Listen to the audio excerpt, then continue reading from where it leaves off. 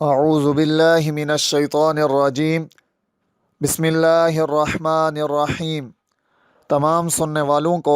السلام علیکم ورحمۃ اللہ وبرکاتہ۔ محترم سامعین کرام،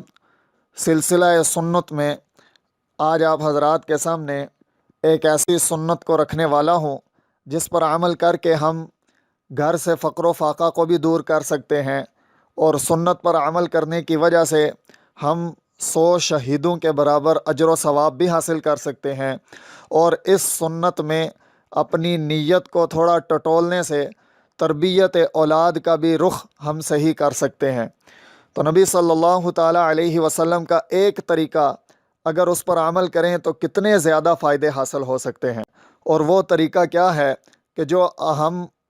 عام طور پر تقریباً ہر اچھے گھرانے میں، ہر صاف ستھرے اور ہر مسلمان، بلکہ اس عمل کو تو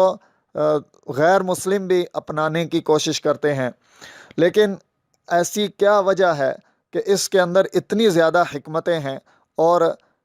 لیکن ان حکمتوں کو پس پردہ رکھتے ہوئے آج کل کے دور کے اندر اس طریقے پر تو عمل کیا جاتا ہے لیکن اس کو سنت نہیں سمجھا جاتا۔ تو میں عرض یہ کرنا چاہتا ہوں کہ ہم اپنی اولاد کو جب بولیں تو یہ بولیں کہ یہ کام اس وجہ سے کرنا ہے کیونکہ یہ ہمارے نبی کا طریقہ ہے، تو ہمیں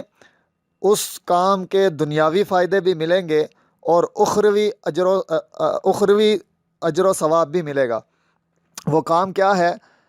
حضرت ابن عباس رضی اللہ تعالی عنہما نبی کریم صلی اللہ تعالی علیہ وسلم سے روایت کرتے ہیں،